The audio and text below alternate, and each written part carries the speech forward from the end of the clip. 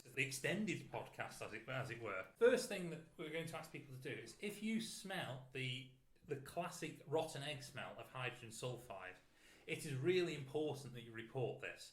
You can report this to Newcastle Borough Council on 01782 717 717, or just search for Newcastle Borough Council landfill and you'll find the form to report. Or you can report to the Environment Agency on 0800 80 70 60. Again, they've got a dedicated form. If you just search for Environment Agency Wally's Quarry report, you'll probably find it. Today we want to discuss what progress we've made so far, because it's important to take stock of all the positives from the wider Stop the Stink campaign. We found out that last year, in 2021, Red Industries actually made over £1 million loss, and this was compared to a £1.8 million profit the year before in 2020. And a good proportion of this is likely down to the pressure put on the community to Red Industries. In fact, that year they didn't pay any dividends, and also the highest paid director had to take a pay cut. So we are actually hurting them in the pocket. And this year, of course, we know that they've lost the JCB contract, which was worth over £1 million a year. They've had to fork out £460,000 in costs for losing the abatement notice from Newcastle Borough Council. And of course, they've had to spend costs ensuring that every person Newcastle under Lyme cannot protest on their site or at the gates of their landfill, which, that would have run to tens, possibly even £100,000. So, this is really starting to hit them in the pocket, which is the only place that they actually care. And what else have we had? Well, we've had Stop the Stink fighting for our community. We're recognised as award-winning in an award that was based on votes from the community. And, that's a real positive, because Red Industries are trying to paint the Stop the Stink campaign as just a bunch of intimidating minority, but we actually have the backing of the community. So that was really good to get that. What else have we had? Well, we've also, as I mentioned about the costs for the abatement notice, we've actually had an admission that Red Industries Wally's Quarry site is the source of the odour nuisance, which, if you remember a few months back, they're trying to gaslight the community, saying, "Oh, it's coming from the coal mines," and it clearly wasn't. And actually, the Environment Agency have just put out an interim report on air quality, which points the finger of suspicion straight at their landfill site. So they can't argue with this. Of course, emissions are coming down, and I believe that is due to the pressure of the community. I dread to think what winter 2021 would have been like if we hadn't have put the pressure on earlier that year. We've had the cases in the High Court where we have proved the health impacts of this pollution. It's scientifically proven now. It went to the Court of Appeal. They did not dispute it. So we now know that there is a human health impact, and we know that it's coming from Wally's Quarry landfill. So this will have significant effect further down the line as we take action against them. Of course, the Environment Agency have done a very poor job this year of notifying us of breaches. So it's been on us, the community, to expose these breaches. I mean, we found out that Wally's Quarry landfill is Band F, and it's almost Band F twice. Band F is 150 points. They are currently up to 248.1 points, and we're not even at the end of the year yet. So, and this is from the community. And also, we had a look into Red Industries Sneed site, where there was the aerosol depacking units that the community over in Burslem really didn't want. And we've found that they were using that aerosol depacking unit before it formal sign-off. We found out they were stacking the aerosols too high. And we also found they were sending banned liquid waste to Wally's Quarry. They were sending misdescribed waste to non-hazardous landfill, which we assume was Wally's Quarry. And they were also mislabelling gypsum waste, which the working hypothesis is that the problems at Wally's Quarry are due to gypsum waste being inappropriately disposed of in a cell that contains biodegradable waste as well. So we've exposed all this. So what's coming out of this? We've had all sorts of things. We've got loads of great publicity from sort of DJ audits. We've got the petition to deal with the HGVs. We'll come more to that in a later podcast. And yeah, we've got the Lee Day. They were the ones that defended the Wally's 26 when Red Industries threatened us with the injunction. But they were also pursuing group litigation action. Now these are big players. These are the sort of guys that take on Volkswagen and Dieselgate and things like that. So to have them on our side is a real positive. And then of course the Environment Agency, better late than never, but they have now got a criminal investigation into Red Industries site and a further regulatory investigation into the Wally's Quarry site specifically for the countless permit breaches that they keep having.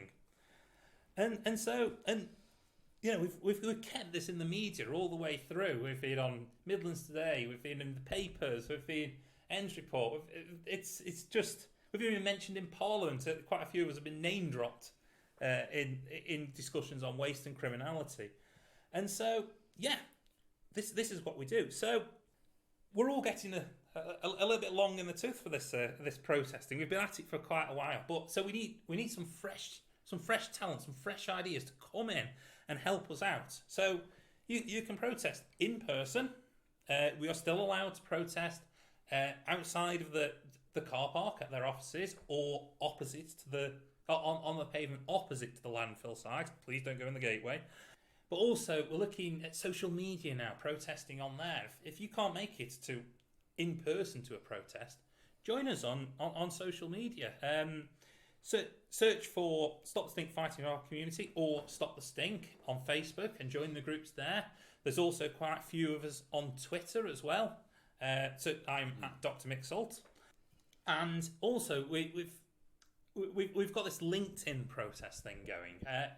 If you're not familiar with LinkedIn, just search for it, sign up for free, follow the steps, set yourself up a profile, and then you'll be ready to join us for this. And what we're doing is we're searching for posts by Red Industries who are trying to drum up business on there, and we're just sharing factual articles about things that are going on at Wally's Quarry and their other sites, just so that their customers can be informed when they're making a choice. And search for their posts and just share, the story. Share about the waste and criminality debate in Parliament, or there's a Stoke Sentinel article about rat poison being put into the landfill. I mean, these are at this moment only allegations, but share those stories. They're out there in the public domain, so it is important so that their customers are well informed.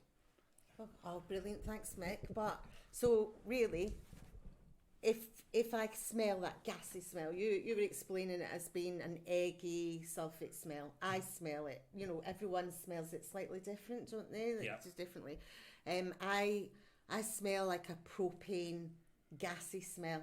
Yeah. It's really, really nasty. So you're basically saying the best thing for me to do is report it on 01782 717 717. That's to Newcastle. Yes, that one's office hours only. Brilliant. And also, if I've got time, I would do 0800 80 70 60 to the Environment Agency. It only takes like 5 minutes, doesn't it? Yes. And this really, really helps. People are getting fatigue. They're getting tired of reporting and feeling as though nothing's happening. But that big list that you've just read about, let's go over it again. Just not everything, but I want to know money-wise. Like you said, £1 million loss and a 1.8 million. So I'm adding that 2.8 million. 1.8 million pound profit in 2020. And then they had a £1.1 million loss in 2021.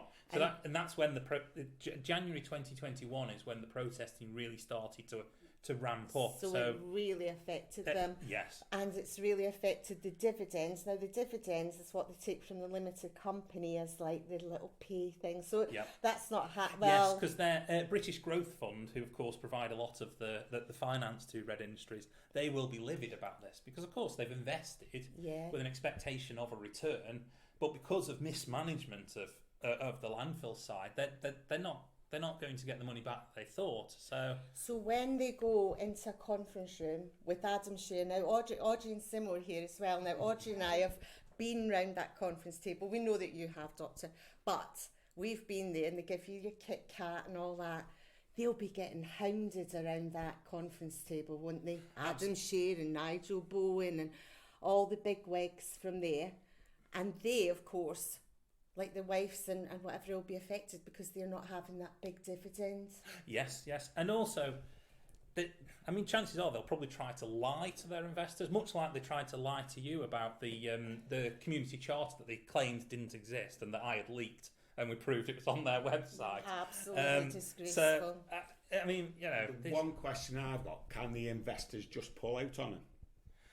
They would, but they would take a big hit on the money. I've actually spoken to a finance director about this, and BGF are getting to the point where they would want to take their money out. So they are going to be extra furious now that there's these, because they're losing money anyway by taking the loss. So they're just going to keep losing money. How things are going on, wouldn't it be easier to just pull out instead of investing more money? Yeah. Yeah, that would losing more money. Yeah. Now, the thing that I want, Mick, this is what I want.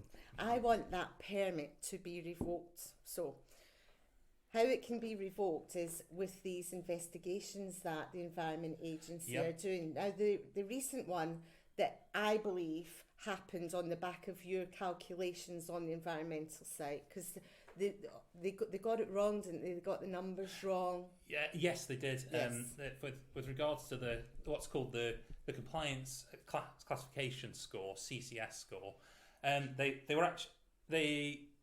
produced when the Environment Agency presented in the World Quarry Liaison meeting, they put the wrong number of breaches on there, and also in the tally of one of the breaches, they'd missed one Category 1 breach off in the calculations, which Category 1 is the absolute worst that you can type of breach you can possibly have. And I asked, I queried them on this, and it turned out the Environment Agency were wrong, and they had to Mark Lideth, who was the project executive at the time, had to actually issue a correction acknowledging that I was more on top of it than they were. Yeah. Also, the thing that really bugs me about the permit is they say they cannot suspend a permit where the operator is seen to be working towards compliance. Well, in 2020, the CCS score, which is the Environment Agency's accepted methodology of measuring non-compliance, was 56 points. In 2021, it was 166.4 points. And in this year so far, it was so far, so not even finished yet, 248.1, which those numbers are going up. How could you possibly describe this as working towards compliance? They need to suspend the permit. They do. Now, when you went on, so when you did across the groups, you actually showed a chart. You did it on Twitter as well. You showed the chart where the compliance, like you've just said, there's no way. I mean, it's off. I mean, it's off the scale. You showed that, and it's so simple. So then they've launched that investigation. I mean, by the mid-January of this year, they already had that Category 1 breach. Yeah. Now, we asked, when Audrey and I were around the conference table, I said, was there gypsum going in? Adam Shear looked me in the eye, said no. And I said, could there be a problem with the paperwork? He said, absolutely no way. However, when you asked and we got the information, there's been lots of companies actually taking in with trommel fines, the little fine, they're sneaking in the gypsum. Yes, companies like JJC, Nick Brooks, can't think of some others. There was Nick Brooks. There was, but we can come back to those. But yes, what happens is the Environment Agency actually did an upward audit of their sites, of the customer sites, and found that they weren't employing best practice for separating gypsum waste. In fact, what was quite interesting is that the paperwork, the sort of duty of care paperwork that Red Industries, it's Quarry, sorry, I use them interchangeably because they changed the name. The paperwork, the duty of care paperwork, was identical for each company, which that's not a proper audit. No. So we were right. So basically, so that when people are listening to this, so if the gypsum is still going in, which it was in January or whenever April, yeah. Right? So it's still going in.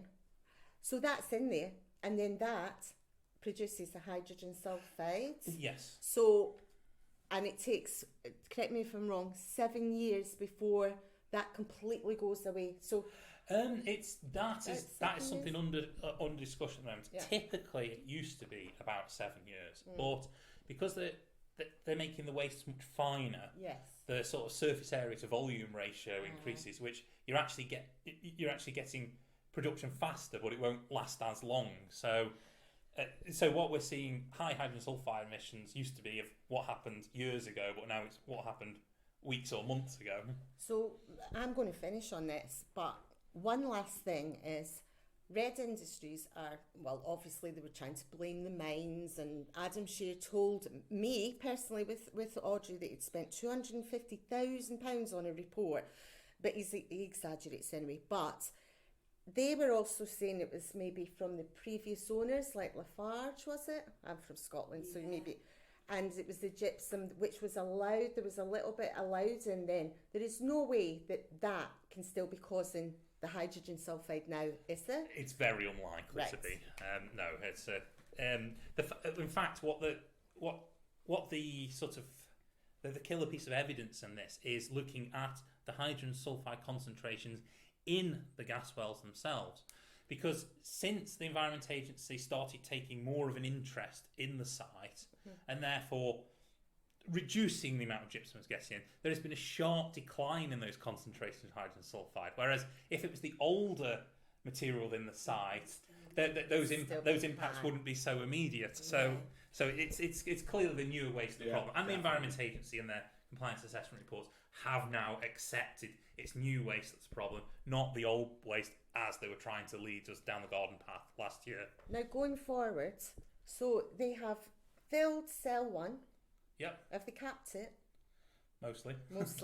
Not terribly well though. The latest breach that I've become aware of, they actually had seams that weren't properly sealed, and then they just covered it over before the Environment Agency could inspect again. And the Environment Agency is pushing them for photographs, proving that it was done properly. But I mean, what is the Environment Agency going to do if they don't get those photographs? Yeah. Are they actually going to show some teeth and get them to dig it back up again and prove that they've done it right? Yeah. They need to. Or just another slap on the wrist? It's no good, is it? There's 3 cells still to be filled, which is roughly, I know you know the exact percentages, but it's literally another half of Wally's Quarry, isn't it? A little bit less. Yeah, it's the 4 cells. Cell 1's the biggest.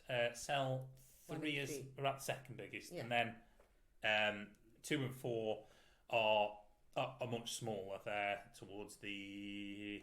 Hang on, let me work up out. by Gallingale, isn't it? Yeah.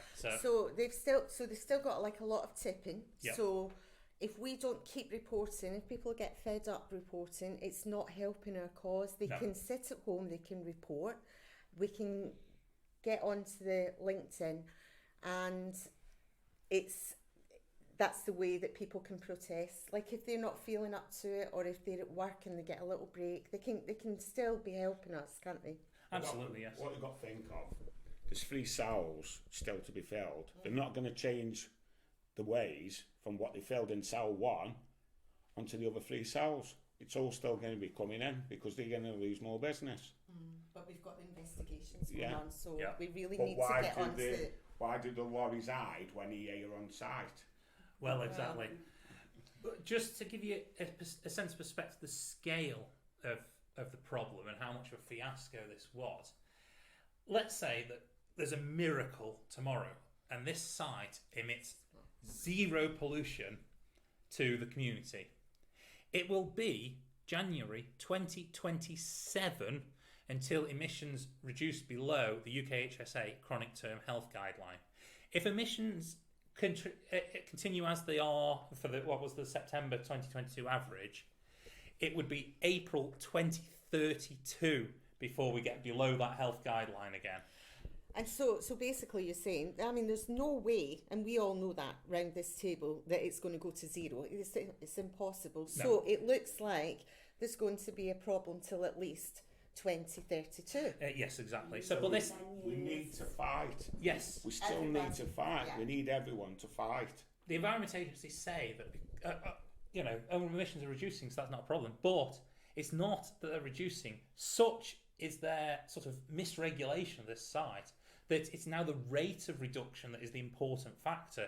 Mm-hmm. Their target has got to be zero. I mean, zero is impossible, but their target has got to be zero, and it's got to be as soon as possible, or else, you're going to have people that are still sat above that health guideline for years more, and we've proved in the court that it has a health impact, and that was the direct health impact. Let's not forget the mental health impact. I mean, 2032, if we assume that the levels stay as they are for the September average, that's 10 years away. Yeah. Imagine the state of the health of the people in the area. Think of all the kids now. Yeah. They're going to be affected more. Well, growing up like this. Professor Ian Sinner says that basically a child's lungs are pretty much fully developed between from birth to 11 years old. So some of these children are going to have been exposed to above the health guidelines for the duration of their lungs developing. Yeah. And I mean, that's COPD, there's all sorts that's going to cause. So, the Environment Agency at a younger age. Yeah, the Environment Agency have got to take very drastic action because, I mean, the harm's already done, but now it's a case of mitigating that harm as quickly as possible. Yeah. So everyone can help us on the LinkedIn. The LinkedIn protest. I mean, that's really, really where we can hit them at the moment, isn't it? Yeah, Twitter. If you happen to have contacts in the waste industry, just call them up and say, look, guys, don't ever use Red Industries because they do X, Y, and Z. Yes. And keep it factual. Absolutely keep it factual. Stay factual. Yeah. Yes. But, that's the trick. Yeah. So there's plenty. We don't have to make things up on this because it's such a disaster that the facts. There's plenty there on the table to use. Yeah. Well, that's brilliant. So I myself am a LinkedIn virgin, so I am going to follow your advice and I am going to join LinkedIn.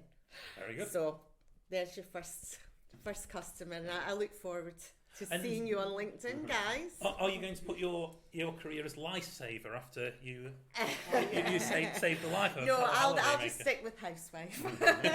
I'll stay with housewife. But thanks so much. That's brilliant.